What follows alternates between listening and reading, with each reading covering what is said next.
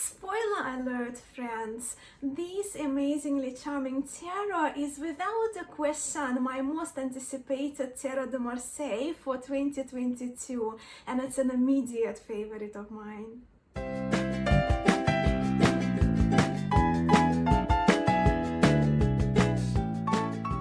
Hello everyone, I am Masha and I'm beyond excited about sharing a very beautiful restoration of a historic Tarot de Marseille with you today. Yes, in this video we will be having a look at my newest and very special Claude Francois Karajah Tarot by the master Pablo Robledo himself.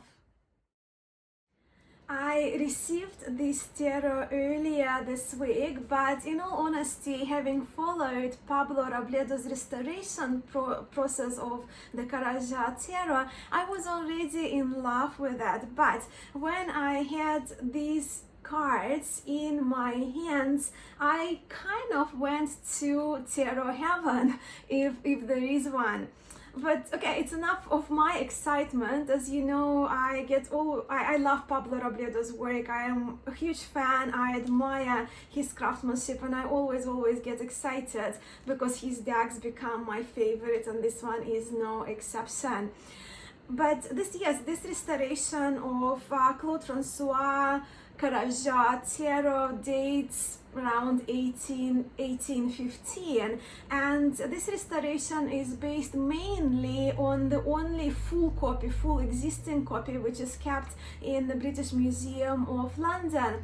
However, Pablo told me also for this restoration he very carefully used and examined the not complete copies, but the non-complete copy that is kept in the National Library of France, but also 2 copies from private collections as well, which are also not complete. So he did examine 4 versions, right, 4 printings of the historic Karajah tarot in his restoration. But the engraving actually for this tarot, while it dates, it's kind of named after Karajah family and dates 1815. The engraving itself was done in 1755 done on wood by Master A. Gentilini Zoya, who was from Milan. But the engraving was done for the Swiss Cartier Coppet. And in this deck also, because of that, this tarot is linked to, if you will, if it's the right kind of title, to Swiss lineage, right? Swiss lineage, and carries resemblance to some of Swiss historic decks that we can see in, on museum websites, right? British Museum, National Library of France. Pablo Robledo's dedication to his work and the time he put into this tarot is just it's beyond me, and it's beyond admirable in my view. Pablo worked on restoration of Claude Francois Karajah tarot for 4 years because he felt that these cards, they deserve and they are worth bringing back to this world. My cards came in this beautiful envelope, which was done by Pablo Robledo using the method of engraving, which is quite fascinating in itself and also adds that feeling of having an authentic historic tarot in the hands. I actually ordered 2 copies of Karajah tarot from Pablo, so that's the second copy, number 12, unopened. And the one I opened already. I will show you the unwrapped envelope so you can see it's really quite something special to have with a historic deck. And why I ordered 2 copies of this deck is just because I use Pablo's tarots all the time. I use them a lot, and I knew I wanted a backup copy of this unique tarot from the start. So that's the wrapping paper that comes with that, and that kind of makes the decks from Pablo even more kind of authentic, right, to the historic tradition of wrapping historic cards. But inside, the cards were packaged like so. So we have here that little paper that protects the cards from spreading, and we have Pablo's logo here.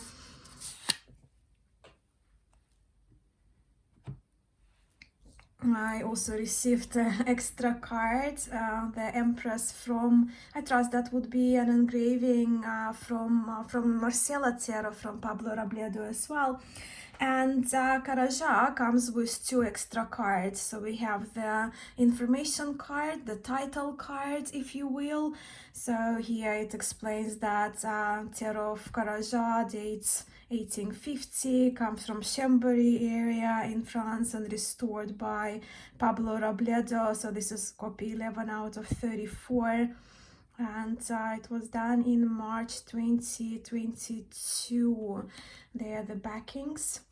And that's the Pablo's logo card as well that comes in with his cards.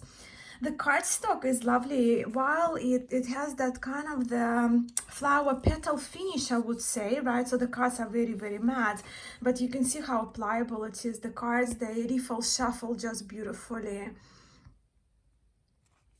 And if we are to compare the size, Pablo's Tarot de Marseille decks, they're smaller than standard mass market tarot card size. So if I compare with a weight tarot, so you can see they're substantially narrower and a little bit shorter as well. And if you are interested in measurements, the cards measure 6 centimeters. So 11 by 6, right? So they're really lovely, especially for those of us who have small hands. But the card size is really, really nice of all Pablo's decks. Before we have a look at the cards, I just wanted to pop in and share with you what Pablo said to me when I asked him about what inspired him to restore Karaja Tarot when out of all other multitude of available decks. I've got it here on paper, I printed in English translation, of course, what Pablo answered to this question of what inspired him to restore the Karaja Tarot. So Pablo says, I was introduced to this deck by a friend, Jean-Luc Lanès, and I fell in love. It's so particular, with such fine lines and such exquisite details, very similar to the level of Pierre Madonnay. I feel that in the way it's painted, the use of the colors is wonderful, how it works. I find that almost minimalist use of colors is more effective and goes in a more dynamic and direct way to the core of this matter. As in the other decks I work on, I try to approach a specific style and time. I am not a historian, but my work of a researcher is rather that of an anthropologist and sociologist, knowing the socioeconomic and political context in which they were created and what they reflect in themselves, their idiosyncrasies, their zeitgeist, in order to be able to delve into the different layers that make up and nurture the folklore of the tarot. And beautifully said, right? So, and that's what I feel about Pablo's work. There is so much respect and so much nurturing goes into restoring these decks for us. These cards are just pure delight. So we see the full card, and one of the adorable features of this deck is that we will see a lot of heeled shoes are worn by the characters, and the colors are just sublime. The line work, as you can see, is very delicate in this tarot as well. And in this restoration, because of the overlap of the links in the original decks, Pablo examined the original line work, but not just the line work, but also the ghost lines, and he included those in this restoration of Claude Francois Karaja deck. Just see if I can bring it closer to show you, so you can see the lines in there. Here as well, those ghost lines, which course add to the character of the cards, but also add that authenticity, I guess, due to that such a careful restoration and such an attention to detail. Pablo put a lot of work into overlaying the files that he has from the National Library of France, from the British Museum, and from 2 private collections. So he overlaid those files when examining and recovering the lines as a part of the restoration process of this terror. And Pablo's attention to detail is just beyond, and his dedication just blows my mind. And in the process of this deck, once he recovered the line work, once he recovered the lines, he digitally stenciled the cards.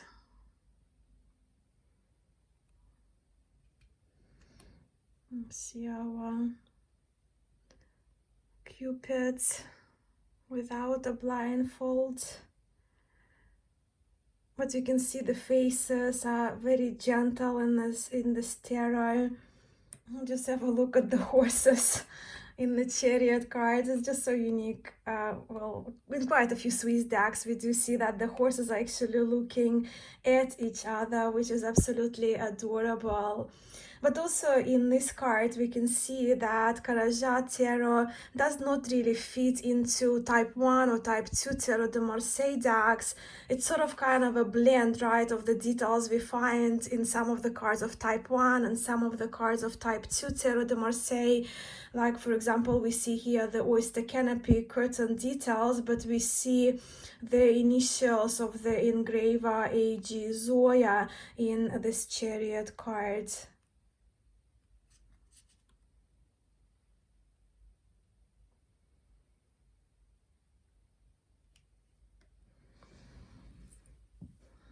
Faces, just look at the Hermit. Yeah, gentle. Again, I can see here the ghost lining.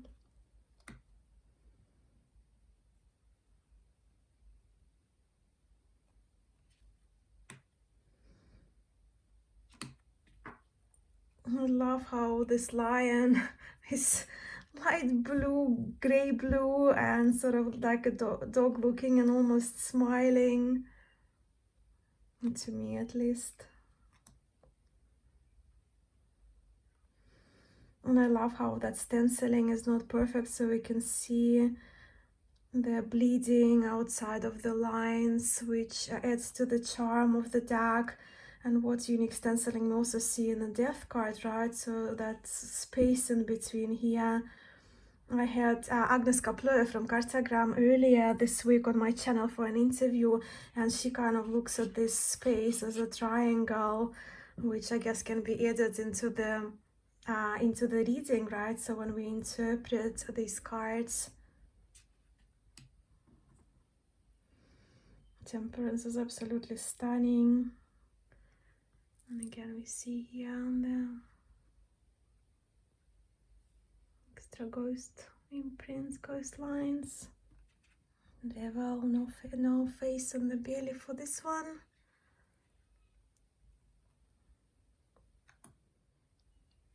Tower. Have a look also, it's quite adorable to see the little flower there on the bottom left corner in the Tower card.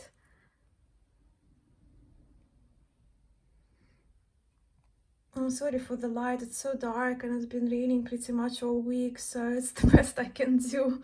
And it's going to rain even longer, so I didn't want to wait. So beautiful. And then we have the Moon card. Yeah, so the Moon card is facing forward, and when I saw it, it immediately reminded me of the Moon of one Swiss deck that I already have, and it's Jacques Abjorga Tarot. But we do know that, of course, this Carajat Tarot was engraved in a style that we see in quite a few Swiss decks.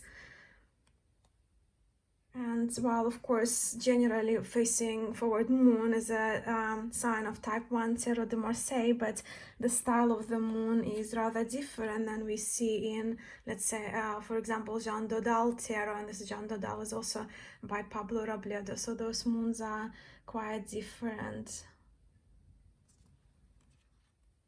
Again, quite unique stenciling in the Sun card.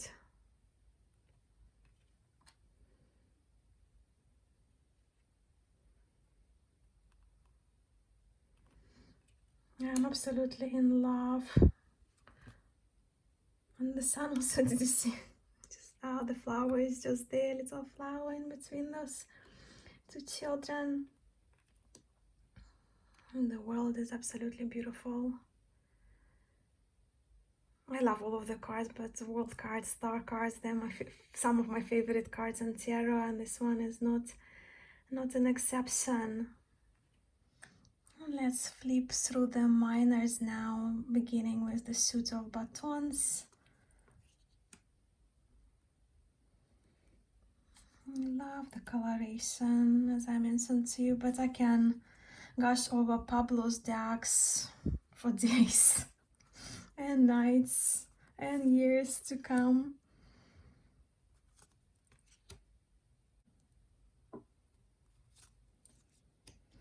And also what is quite unique in this tarot, you can notice in the suit of batons how those we have the kind of red chunks of line work and white, right, offering that extra dimension, I guess, extra interpretation for us to include into our readings. And Agnes, we did speak about that. It's almost like offering that white space in between the density.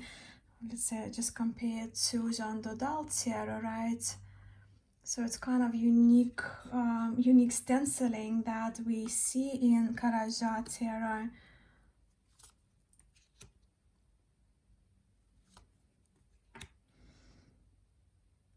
The faces, as I mentioned, what I love, that they're charming, some of them are more dreamy, softer faces. Again, to demonstrate, while I have Pablo's Dodal here, just have a look at this gentle face of the Queen of Batons here in the Karaja Tarot, and have a look at this face of the Queen from Jeanne Dodal Tarot. I do love them both. I don't have a preference really, but the difference is quite striking in the facial expression.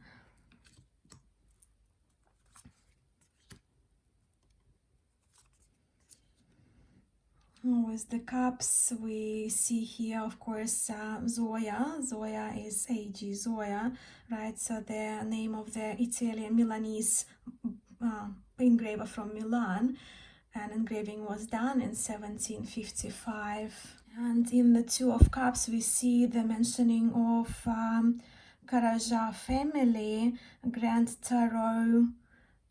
And have a look at the spelling of the tarot. It's spelled, well, I will mention it in a moment. Again, I'll put this card aside, but how tarot is spelled in 3 different ways in this deck.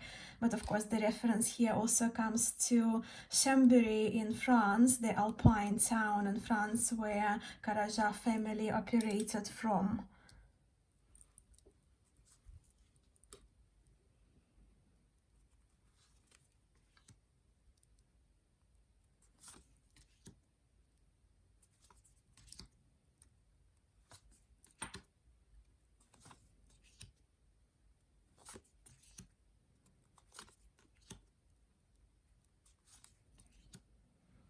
Again, beautiful fashion, very dreamy. Page of Cups with his heels.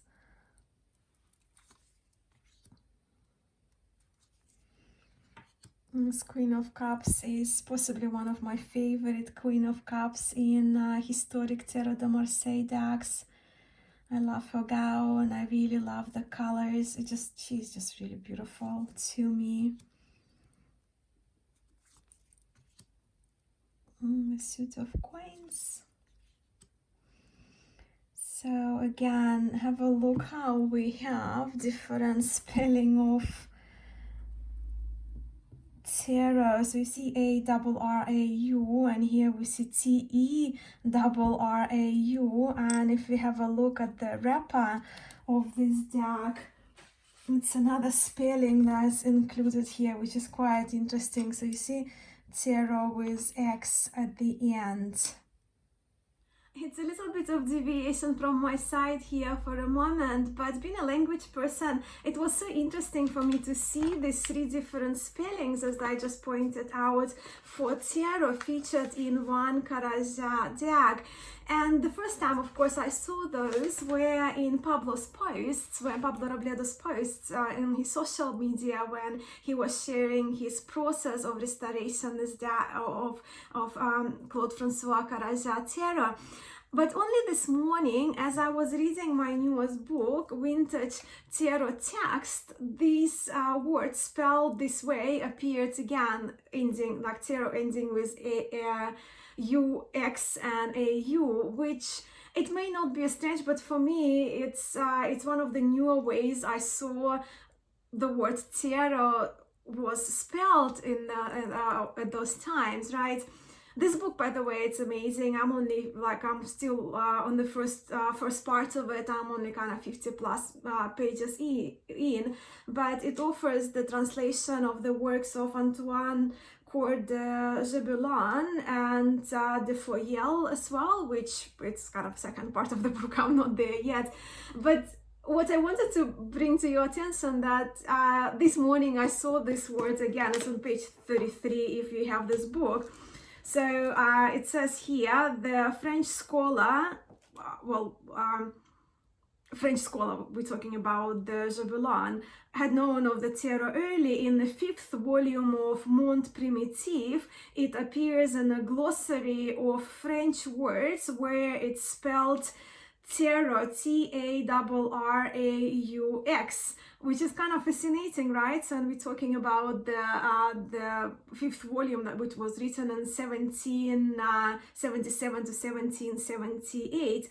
And here at the bottom, in the notes, we also see that in Francophone Belgium between 1750 and the 1780s, the word was commonly spelled either tarot, T-A-R-A-U-X, like we see in here on the wrapper and on the introduction card, or tarot, T-A-R-E-A-U.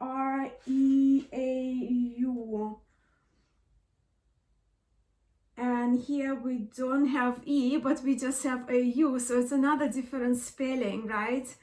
So yeah, I find it fascinating, so I just wanted to drop in and to share this with you. Continuing with the suit of coins.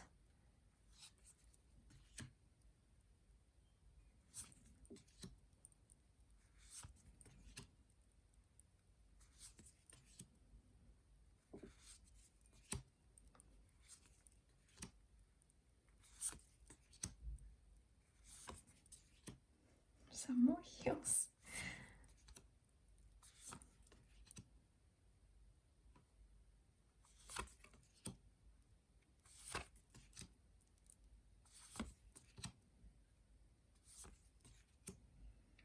Again, another card where we can see the ghost lines are very visible.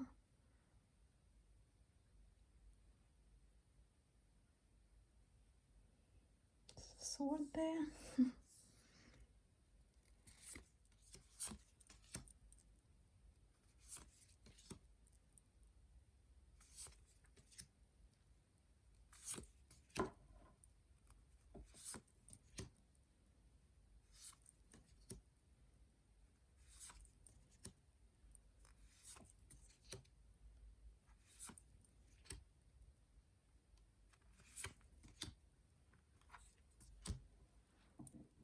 Let's give a good shuffle to those beautiful cards.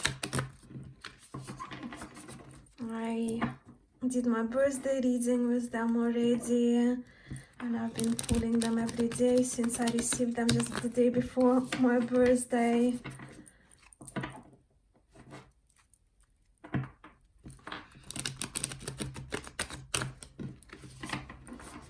They sound really lovely as well.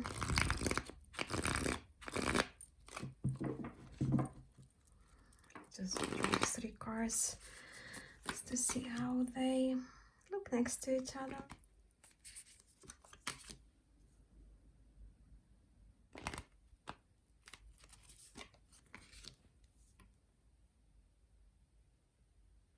If you haven't noticed, I am extremely excited about and very, very pleased with these new cards of mine from Pablo Descarga Tarot. And I hope so much you enjoyed hearing more about it and seeing these beautiful cards.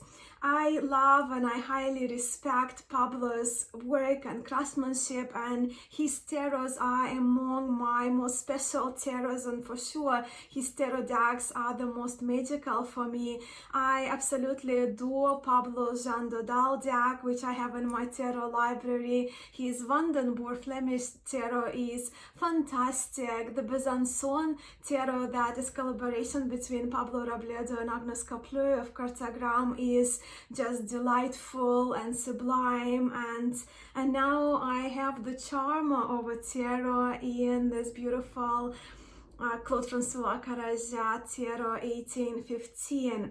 But please let me know what you think about this deck. But also I would love to hear, since I mentioned that for me, when it comes to Tarot de Marseille, this deck is my most wished for and most anticipated decks for this year. So what's yours? Please let me know. I would love to know what your most anticipated tarot has been this year so far. I'm very, very curious to know. And I'm so very grateful for your time. Thank you so much for spending your time with me today. I'm sending much love and light to you.